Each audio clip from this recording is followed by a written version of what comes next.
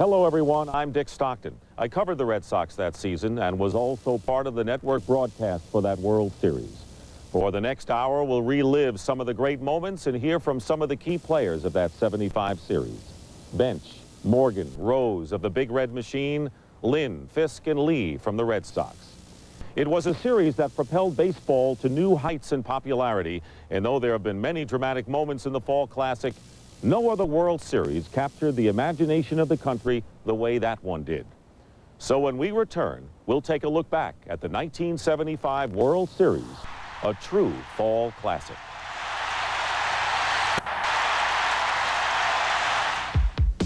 Game 1 of the 1975 World Series was at Boston's Fenway Park. The players had sized each other up for the battle. At that particular time, I thought we had a better ball club. But we didn't play the World Series we had Jimmy Rice on the injured list with a broken wrist. Pitching staff was basically about the same. I don't think there was much difference. I never thought they had the pitchers that would dominate us. Louis Tiant was not an overpowering pitcher. We knew Reggie Cleveland. We knew Bill Lee. None of those guys could really throw the ball by us. So it was a matter of what we would do in Fenway Park and what the monster supposedly would do, if anything. There it is, the green monster everyone talks about, made of concrete and tin, 37 feet high, a 23-foot screen above that. The nuances of Fenway were probably of little concern to Red starter Don Gullett, a hard-throwing country boy from Kentucky. But for Cuban-born Luis Tiant, Fenway was home away from home, especially for this game. Tiant was in many ways the Red Sox heart and soul, yet it was Luis that was inspired by the presence of his father. After not seeing his son in 15 years, the elder Tiant was granted permission to leave Cuba to watch him pitch in the World Series. For Luis, it was indeed very special. He took so much care of his father. He loved his father so much. He bought his father suits and shoes and dressed him and was very proud of his father. You could see his dad being very proud of Louis. And coming together as a father and son with all the love that they had for each other, all the respect and everything, it was probably just one of the most important things in my life that I could see as a father and son relationship. Luis hadn't hit in years, but showed in the 7th that he could still swing like Pop taught him. And a base hit.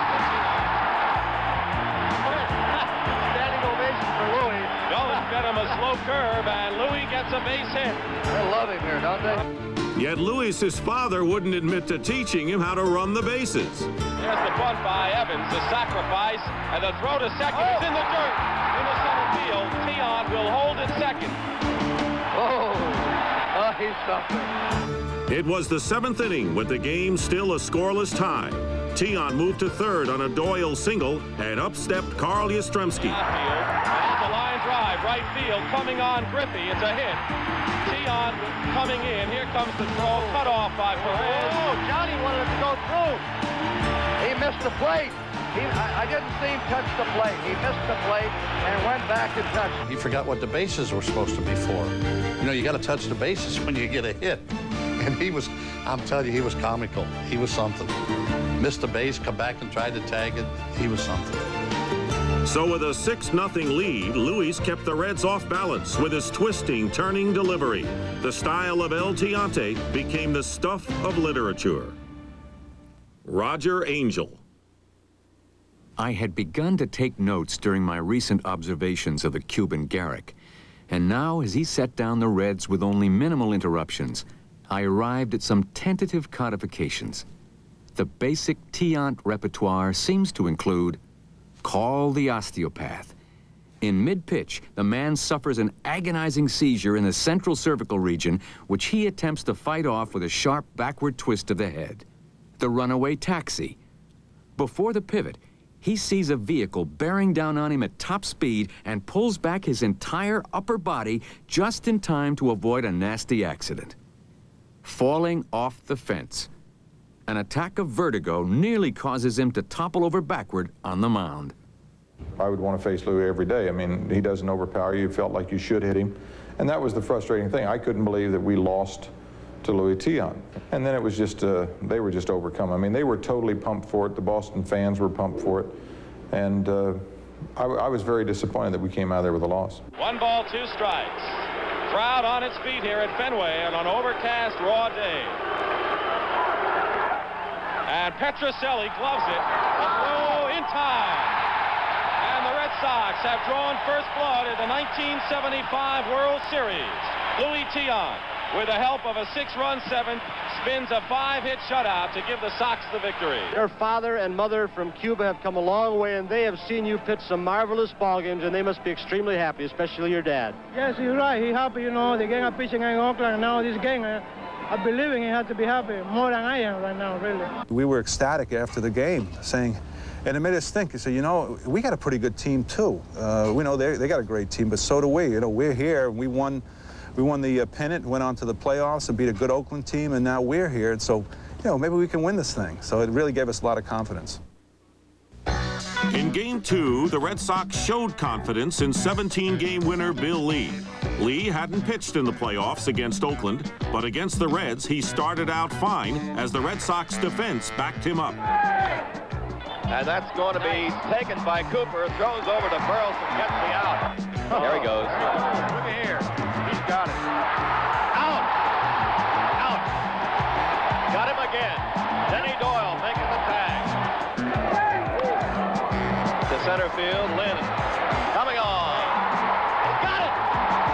Fine play by Fred Lynn. The Red Sox clung to a 2-1 lead in the 7th. That's when a 27-minute rain delay hit. And while the sky opened up, so did a Cincinnati Red with a revealing piece of information concerning Bill Lee's pitching strategy. Right now he's turning the ball over away from us and changing speeds as he's using everything he has, and of course the wind coming in today. He's pitching a very... Johnny Bench had been on national TV, he'd been interviewed on national TV, and he told everybody in the audience, all the way to Seoul, South Korea, that I was pitching him away and he was going to hit the ball to right field. And not one person told me that was on the interview. And if I had known he was going to do that, I would have thrown him breaking balls in all day long, and we would have won the second game of the World Series. So here we go to the top of the ninth. The Red Sox leading the Reds 2-1 as Bill Lee will face Bench. Lee has pitched a 4-hitter. Base hit right field, maybe more than one. Evans tracks it down. Bench will take 2. Double. Tying run at second base, nobody out. He had set his own pattern. That's the great thing about facing a pitcher for the 3rd or 4th time in a game, that you pretty well have a pattern with him. He'd been going the other way. We've been trying to do so many things. And, I mean, there was a lot of hits in that World Series. I think that was just as important hit as there was in the World Series. So with the tying run on base in the 9th, Lee was given the hook. Bench had moved to third base on a ground out. Then with 2 men down, Dave Concepcion battled reliever Dick Drago. That may be trouble. Doyle can't make the play, and it's all tied up. Infield hit by Dave Concepcion. Bench scores, and the Reds have tied it in the 9th. After a stolen base by Concepcion, the batter was Ken Griffey. Well hit to left center. It's in there. A run will score. It goes to the wall. Picked up by Lynn. Double. And it's Reds 3, Red Sox 2.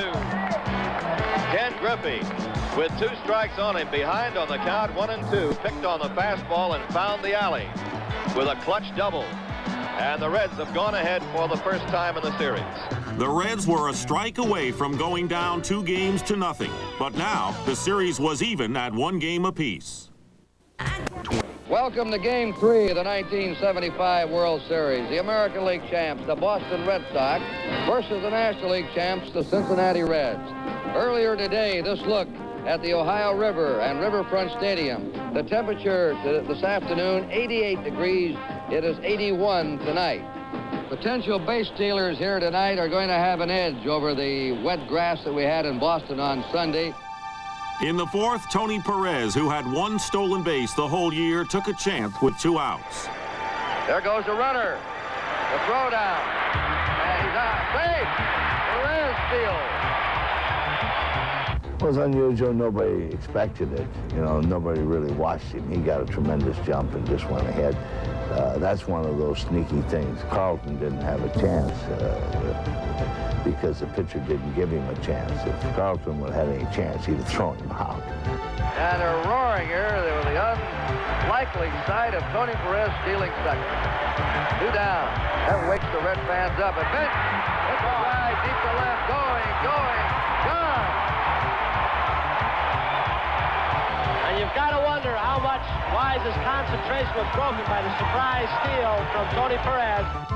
The very next inning, the Reds connected on back-to-back home runs. Cesar Geronimo's blast followed Dave Concepcion's to give Cincinnati a 5-1 lead. The Reds appeared confident of victory, but in this series, the unexpected was the thing to expect. The Sox cut the lead to 2 after a Bernie Carbo pinch hit homer. In the 9th, they threatened again. Sparky called upon Raleigh Eastwick with 1 out and 1 on, and 23-year-old Dwight Dewey Evans, the batter. Here's a fly ball hit into left field. Foster back on the warning track, and he will not get it. It's a home run in a tie ball game. Raleigh Eastwick has just given up a game-tying 9th-inning home run to Dwight Evans. As the Red Sox dugout erupts, they have tied it up at 5-all. And we've just had an all-time World Series record tied. 6 home runs, 3 by each team tonight. The Red Sox made quite a comeback. In the 10th inning, after a Cesar Geronimo single, Ed Armbruster was called upon to pinch hit for Raleigh Eastwick in an obvious bunt situation. Well, the play that ensued would make Ed Armbruster an infamous culprit in Red Sox history. It was a play that likely changed the face of the ball game. Well, the Red Sox know this man's a good bunter. Throw to second. High. Fisk over to third. Safe. We are going to have that at second. We're going to have an argument. They may reverse this decision. Red Sox are arguing. Interference at the plate. The runner was all over the catcher in there. Man ran into him in the thing. He was interfering, and you went to call it. You tell me what you were calling and what he did. The rules of baseball are written in a book. And the rule says that when a catcher steps into fair territory, he becomes an infielder. A batter, base runner, bunter cannot touch a defensive player before he has had his chance to field the ball. Umpire wasn't 100%, he was 1,000,000% right. I mean, if you see the play, when contact was made before the ball ever came down. The ball was still in the air when contact was made. When the ball came down to Carlton, nobody ever touches him. He just throws the ball away, but nobody ever touched Carlton Fisk during the time when he threw the ball. The fact that there was contact made, whether it was incidental or not, the fact that there was contact just determines it was interference. I mean, but Eddie was trying to get out of his way. I mean, what can you do? I mean, you can't help but you're here. I mean, he tried every way to get out of his way, I thought, on the replay I saw. Yeah, we were all upset. I mean, we felt like we got jobbed there pretty good. We went in the clubhouse. Everybody was PO'd. I'm telling you, we were screaming in the clubhouse after the game. And even thinking of talking to the commissioner and reviewing the play again. I think about it now, I was laughing. I wasn't laughing then. But I can tell you something that was never said, and I never have said it. I, for one split second out there arguing with those umpires, it passed my mind to go to the commissioner, and I said, no, don't you do that. Don't do anything like that. This thing is over and done with, and it's not going to change, and let's get on with the game. Geronimo moved to third on the play, Armbruster to second. Pete Rose was given an intentional pass, and Joe Morgan came to the plate with 1 out. A fly ball would likely do the trick. Morgan gets the ball game. That's it. They get credit for only 1 run batted in. And the Reds win it 6-5. Joe Morgan getting credit for a single and a run batted in. Well, he drove in 2 runs tonight. And what a game we had, and we'll have controversy after this one. Game 3 of the 1975 World Series will be remembered for that play at the plate involving Cincinnati Reds pinch hitter Ed Armbruster. To this day, veteran umpire Larry Barnett considers it too hot an issue to even talk about. Red Sox fans don't soon forget. But Game 3 also holds quite a different memory for one Reds fan who had tickets but couldn't attend. You might say he was torn between his love of the game and a blessed event. On about 5 o'clock of the evening of October the 14th, we're getting ready to come to the game, and my wife went into labor, and she started having the contractions. I tried to talk her out of it, but she was insistent that it was time to go to the hospital. So we came over to Good Samaritan Hospital here, and they had taken her in, and I was trying to pick up the game, and the first 3 innings were absolutely useless to me. Static and interference every time somebody turned on a machine at the hospital. So I finally said, well, I'm going to go out to the car. So I had told a gentleman sitting in the waiting room that I was going to go out and listen to the game in the car for a while, but apparently his wife had the child shortly after I left, so nobody knew where I was. Just as I got up there, Tony stole second base, and everybody was laughing about it on the radio. They were calling it the Cuban Comet. And then shortly after that, Bench hit the home run, and I lost total track of time. I mean, I was counting time by innings, not by hours. And next thing I know, it's the 8th or 9th inning. I'm still sitting in the car. It's been an hour and a half, 2 hours. And a security guard comes up and points at me and says, "Are you Chris Wilder?" And I said, "Yeah." He says, "We've been hunting for you for an hour and a half. As your wife had the baby about an hour and 45 minutes ago. They really looking for you. He comes out, we got people searching all over the hospital." The original name that I had picked out for him was Donald. And of course, Don Gullett at the time was my favorite pitcher. But my wife didn't like Donald, so I talked her into naming him supposedly after a friend of ours whose name was Jack, but Jack Billingham was my second favorite pitcher, so I kind of got what I wanted anyway. Game 4 in Cincinnati featured the valiant pitching of a dauntless Luis Tiant, who battled Cincinnati's fearsome lineup with his every ounce of savvy. Luis sure needed all the support his family could give as the Reds zeroed in. Way back there, right center field, slow curveball, and it drops to the extra base. Morgan scores easily. Bench has a double. We by then had figured out all that stuff, all the turns and all the different pitches and all that. First game, we didn't figure out nothing, but by then we had figured him out. Tiant had given up 4 runs in the game. Yet like the true warrior he was, Luis battled his way to the 9th, clinging to a 1-run lead. As Ken Griffey stepped to the plate with the tying run on second, the Red Sox convened on the mound. I wasn't really checking on Louis because I knew Louis felt okay. I can tell by watching him that he was okay. And 163 pitches for Louis Tiant is different than a lot of people. I don't recommend 163 pitches for really anybody, but in a World Series time, I knew Louis wasn't going to hurt himself. What do you guys think? I got a left-hander down here, Louis. Can you get him? All right. You get right after them. That ball comes back to you. Make sure of 1 out there. And get after him good. Come on.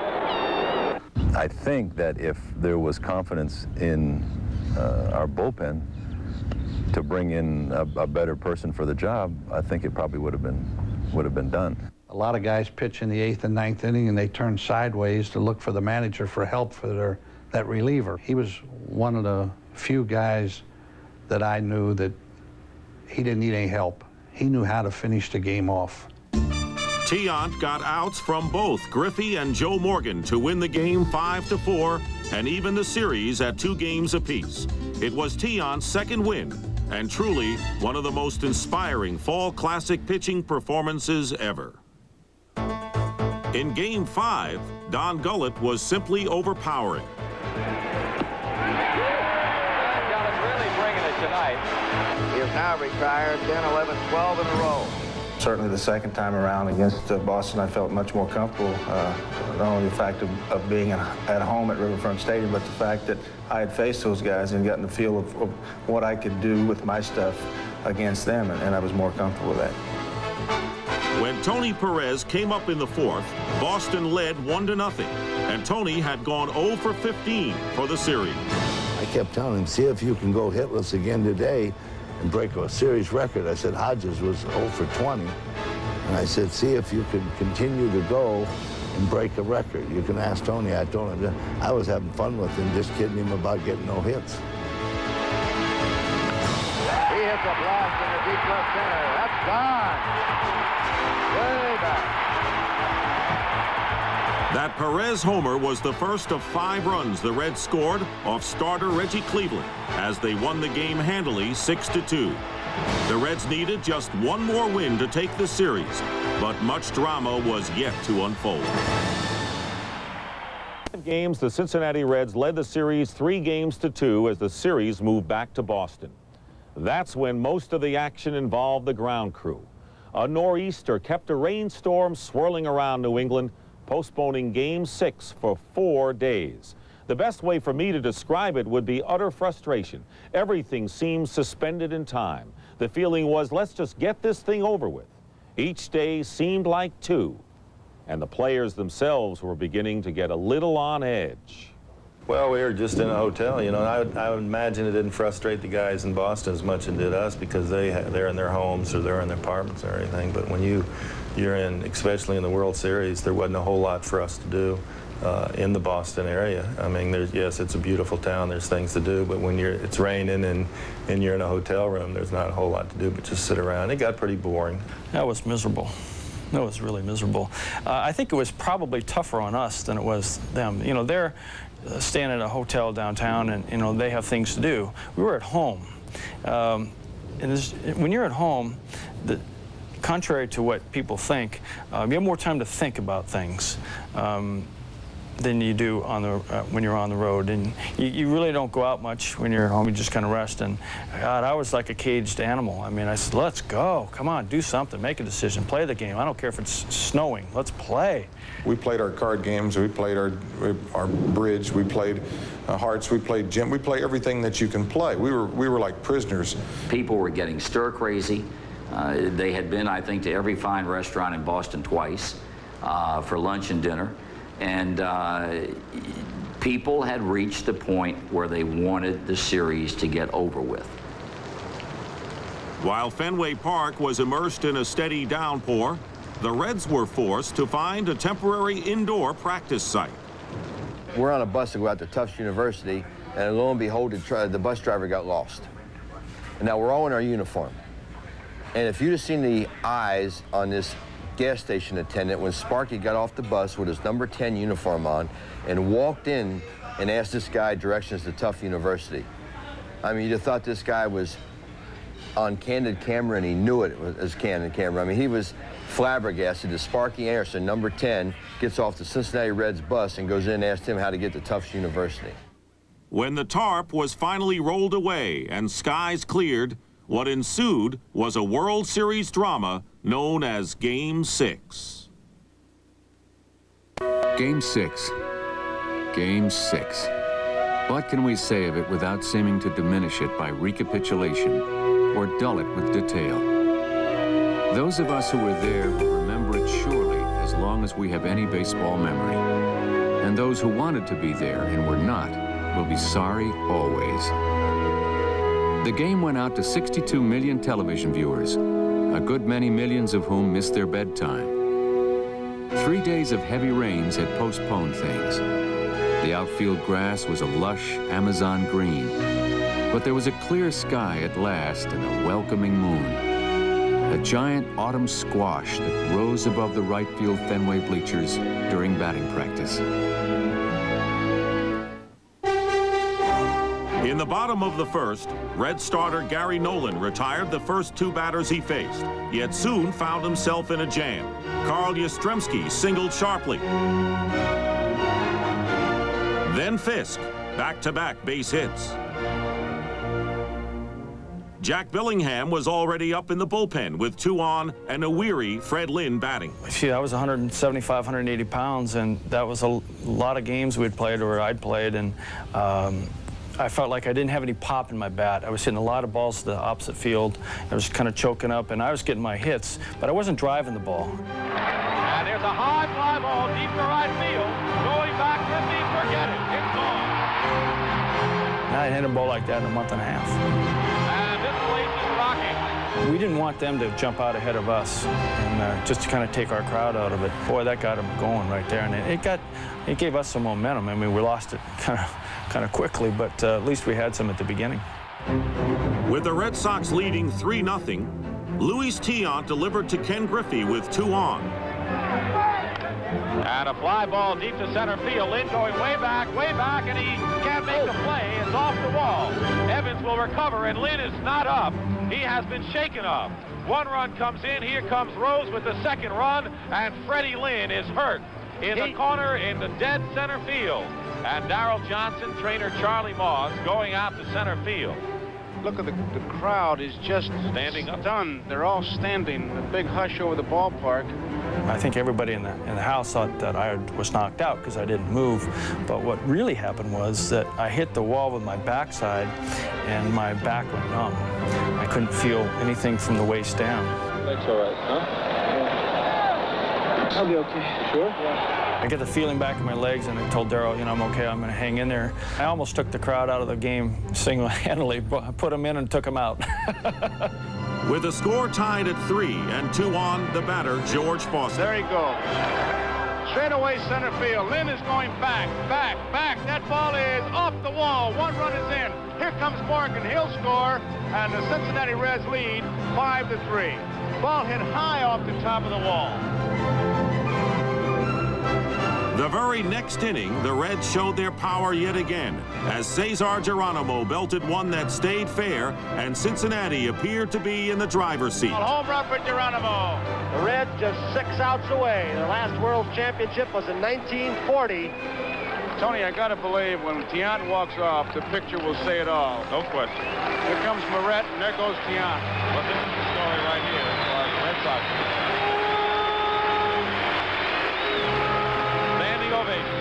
Well-deserved for Louis Tiant. Tiant had given up 6 runs. However, Red Sox fans showed their admiration nonetheless. Yet the fact remained the Sox were in trouble, down 3 runs after 7 1/2. Cincinnati made a pitching change of their own, bringing in Rawley Eastwick to pitch out of a jam in the 8th. With 2 on and no outs, the batter was Dwight Evans. Here's the payoff. Struck him out. The next batter the Reds faced was 8th place hitter Rick Burleson, who made out number 2. Then came a pinch hitter. When I went on the on-deck circle, man on first and second, and you had a right-handed pitcher up there with a left-handed hitter coming up, I had no intentions of even going any farther than I was. I thought Sparky Anderson at that time would go to the bullpen for a left-handed pitcher. If we brought on the left-hander, we were going to have to face the monster and the wind blowing out to left. And I said, we're going to keep him on this side. The umpire finally says, hey, come on, it's time to hit. And I went, he's not coming out. He's not going to change the pitcher. And then when I stepped in there, I said, I'm going to hit. I couldn't believe it.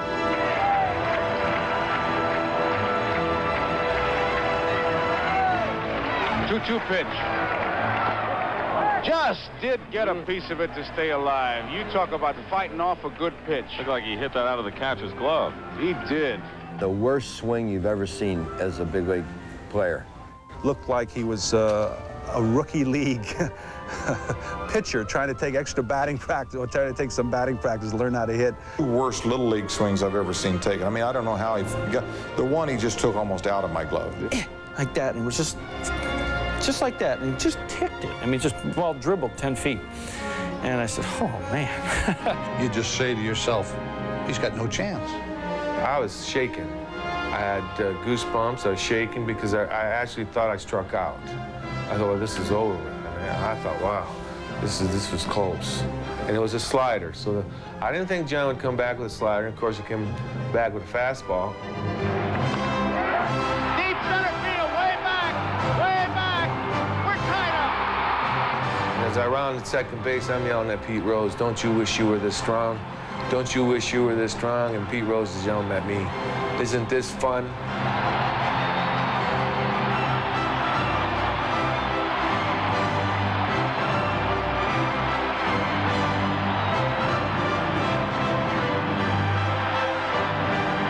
Chills ran up and down my spine as I was running around. And I said, we got to win this thing. I mean, maybe it's just fate. My heart dropped all the way to my feet because I was still kind of shell-shocked from the Oakland series because I said we were the best team in '72, we didn't win. We're the best team now, maybe we won't win again. I mean, you know, it's like the Minnesota Vikings and the Denver Broncos. Because you get to the Super Bowl or you get to the World Series doesn't mean you're ever going to win one. Garbo's magical at-bat gave the Sox a new life and tied the game at 6.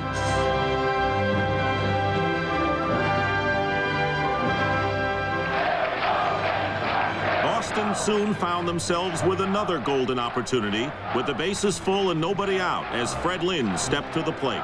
Griffey and Geronimo are shallow. The left fielder, Foster, moves over to the line. He's not quite as shallow as the other two outfielders. The infield is in as well. It's all right here, Joe. Here it is. High fly ball, left field. Foster's got a shot. They're tagging up at third. Here comes the throw. It is in time. Doyle is out. Foster to bench. A double play. Somewhere between the base, me tagging up, and going to home plate, Zimmer said he was saying, no, no, no, and it spurred me to go, go, go. When I see that there wasn't much further in that little corner down there in Fenway Park, I know that he can't score if Foster catches the ball. And when I saw him take off, I thought he was just decoying somebody. And I start screaming, no, no, no, no. Well, he keeps going, and naturally he gets tagged out.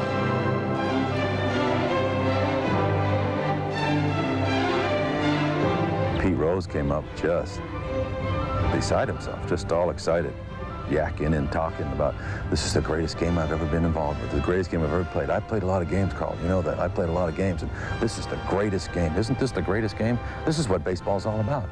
And it really was what baseball was all about, and I think at the time people had forgotten how good baseball can be. Soon after Rose's proclamation, Joe Morgan stepped to the plate with 1 out, and everyone would get another taste of baseball at its best. Well hit, right field, deep. Evans is going back near the wall, and oh, what a catch he made! What a catch by Dwight Evans, and it's a double play. Griffey didn't know what happened as Evans made a spectacular catch. And I wasn't even thinking about him catching it. I was just thinking hopefully it was going to get into this, you know, 3rd or 4th row, and, you know, we'd get 2 runs. And when he caught it, I mean, it was like I couldn't believe it. You know, I saw him just throw his glove out like this, and I didn't see the ball, and I didn't see the fans jumping or fighting for the ball. So I realized that he had caught it. That fabulous effort by Dewey kept the score deadlocked at 6. Pat Darcy, the 8th Reds pitcher used that night, was heading into his 3rd inning of work. Things just didn't bode well for Cincinnati. When Pat Darcy came in, he was to warm up in the 12th. I just looked over the dugout and told Sparky, forget it, we're playing tomorrow. He couldn't get it. He barely could get it there in the air. We're standing on the on-deck circle before the inning starts, and I said, Fred, I feel something good here. I'm going to hit one off the wall. I want you to drive me in. I never said anything before like that. I've never said anything since like that, but I had a good feeling. I said, I'm going to hit one off the wall, drive me in. He said, that sounds good to me. There it goes, a long drive. If it stays fair, home run.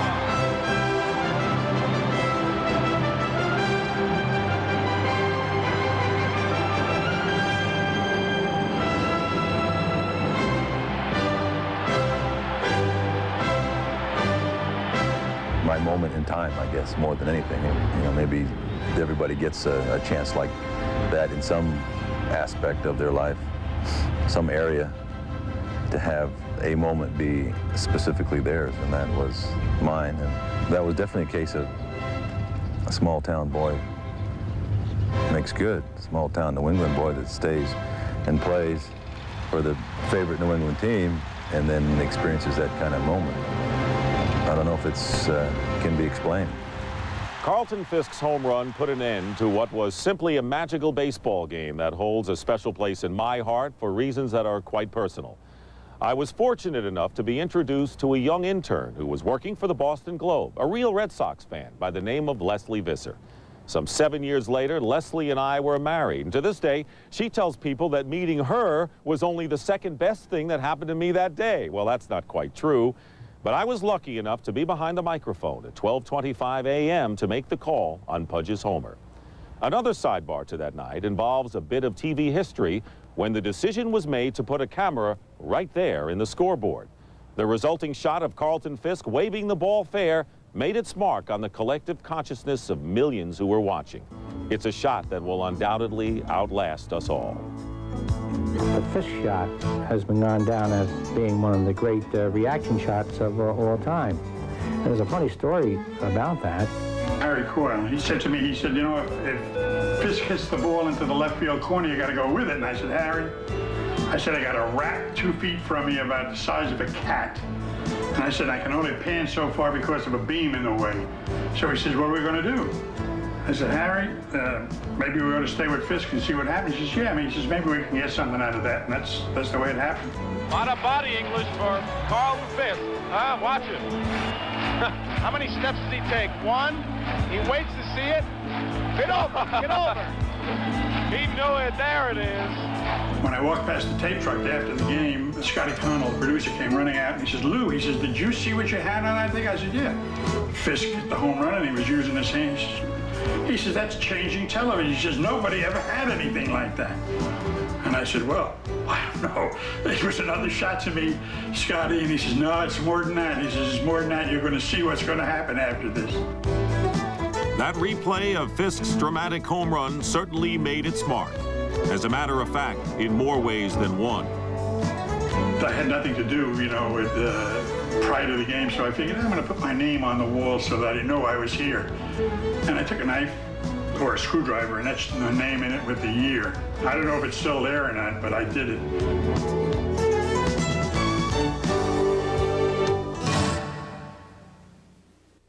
I really thought I was going to be like the Dallas Cowboys at that time.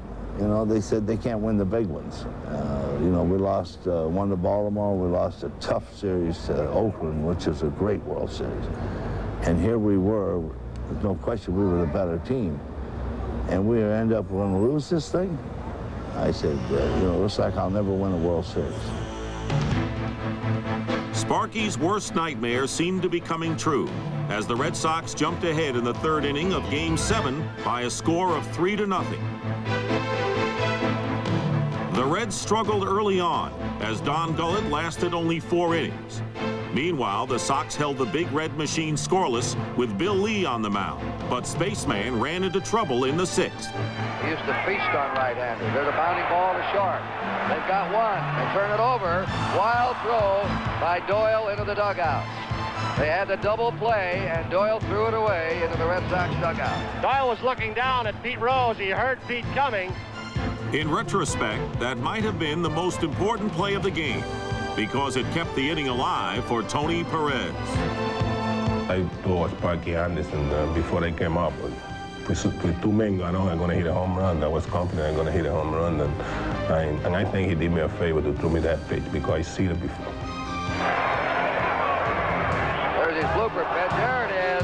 A high drive. He was waiting for that one. That one is gone over everything. Perez timed that blooper pitch and slammed it over the screen out in the Lansdowne Street, and now we have another 1-run ball game. So early in the game, Bill tricked him, you know, threw the soft, slow curveball, and thought he could get him again on it. I just really don't believe there's anybody in baseball outside of Tony Perez that could have hit that pitch. He was the one guy with all the scouting reports that they should have known. Don't fool around. When I saw the sign, I started saying, oh no. Now I saw Perez double clutch. You know, it's boom, boom, and it's uh-oh. And as soon as he hit it, it's uh-oh. See ya. Perez's homer cut the Red Sox lead to 1. Soon after, Lee left with a blister. Darrell Johnson then made another pitching move in the 7th. After the Reds tied it, Johnson brought in Jim Willoughby in relief of Roger Moret. Willoughby promptly bailed the Red Sox out of a bases-loaded jam. Then in the 8th, he retired the side 1-2-3. Despite Willoughby's success in retiring 4 straight, Darrell Johnson made the decision to lift him. He had been getting hit by left-handed hitters and hit awfully hard. And I knew with those left-handers coming up, tie ball game, I didn't want him on the mound because one swing would put us out of business. In the 9th, the Sox went with 25-year-old left-hander Jim Burton. The first batter he faced, Ken Griffey, got on with a walk. Burton retired the next 2. Then with an anxious Fenway Park crowd sitting on pins and needles, all 4 to Pete Rose. And with runners at the corners, up stepped Joe Morgan. I just felt like, hey, you know, this is your time and this is your at-bat and this is what you always dreamed of. I guess, you know, as a little kid, I'd walk around the streets, I'd throw rocks up and hit them.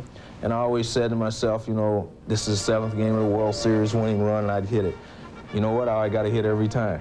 So I felt like walking to the plate, I'm going to get a hit now, too. And honest, if anybody would have bet me $1 million, I would have bet them I was going to get a base hit.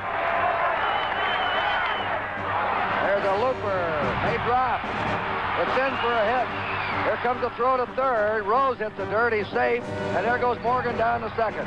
And the Reds have the lead 4-3. Morgan hit a slider low and away from Burton. A tough pitch. And the Red Sox fate was nearly sealed. In the bottom of the 9th, Sparky went with Will McEnany. With 2 outs, Carl Yastrzemski was at the plate as the Sox last hope. There's a high fly ball. It should be all over. Geronimo's under it, and Cincinnati has won the World Championship, beating the Boston Red Sox 4-3. The Reds win it in Fenway Park. Some of the veterans on this team have been very frustrated. They wanted this one badly. After winning 108 times this year, setting all kinds of records, it would have been a deep disappointment for them not to win. For the 115th time this season, this one belongs to the Reds, and it was a big one. Right on. This is the biggest one I've ever played in, Marty. We've come from behind. It looked like we're dead, but we never die. This is an unbelievable ball club, and I'm just so happy, man. I've never wanted to win anything so bad, and the way we won it, I think, makes it even more exciting. 2 decades have passed since that '75 Fall Classic. These days, Rico Petrocelli is a hitting coach for the Red Sox AA club, the Trenton Thunder. Denny Doyle runs his own baseball instructional school in Winter Haven, Florida. While Bernie Carbo runs his own ministry. Bernie tours the country teaching kids about religion and also about baseball. In his words, the greatest game on earth. You have to venture all the way to Las Vegas to find executive credit host Gary Nolan. And another former Cincinnati hurler, Will McEnany, is still painting the corners. Pedro Borbon spends much of his time raising parrots.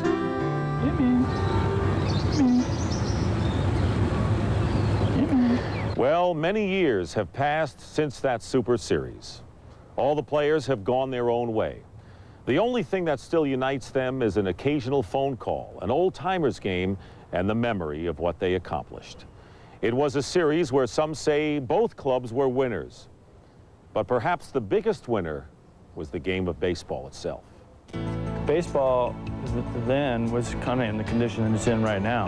And baseball attendance was declining. Football is becoming very much more popular as the quote-unquote America's game. And basically what we did in that series, and that's probably what I'm most proud of, is that we put baseball back on the map. And ever since that time, baseball had just been climbing and climbing and climbing as far as popularity, attendance, going to games, coverage, media coverage. We put it back on the map, and I'm proud of that. At that time, baseball was right about here, and football and basketball was catching up with baseball. Baseball didn't drop, and all of a sudden with that World Series, baseball took off again in popularity. It got people right back involved in it. And like I say, I believe the long rain delays and all the other things, the Carlton Fisk home run, all different things, I think really did something for the game, because starting the next year, baseball started to just take off. And I do agree that that series was so important to the game. It was a new beginning in baseball. That World Series lit a fire under baseball marketing, under individual marketing. With so many good players being in that series, I think that's what really got people interested in it and wanted to watch from game 1 to game 7. Every game there was somebody who was a hero. And that's what people enjoy most about the game. That's what America is. The 1975 Fall Classic left in its wake an array of emotion that lingers on to this day for both teams. To be a world champion and receive a World Series ring for the first time, a championship ring, not just a World Series ring, you want that championship, champion. And it's just a feeling that is very hard to describe, and it's a shame that everybody listening to you and I talk right now can't experience that. The Red Sox hadn't won since 1918, so it was really important to us to go out there and win that series, and we came close again, the 7th game, but no diamond ring. The thing that I thought about the most, the longest, was Tom Yawkey. And I felt worse for Tom Yawkey than anybody else, even my ball players. One of the biggest things of that series was remembered for is the home run with Carlton Fisk. But every time I see him jumping up and down on TV, I look at my left hand and I see the World Series ring on my hand, not on his hand. What I remember most about the whole series is that we lost. Not all those plays, not some of the things that I did or my teammates did or the Reds did, was the simple fact that we lost. It was ecstasy.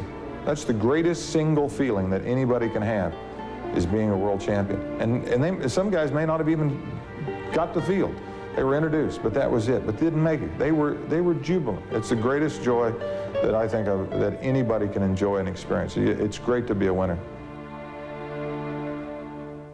The series, of course, replayed everywhere in memory and conversation through the ensuing winter. And even now, its colors still light up the sky. In the middle of November that fall, a Boston friend of mine dropped into a tavern in Cambridge, in the working man's or non-Harvard end of Cambridge, and found a place at the bar. He told me later, there wasn't a sound in the place.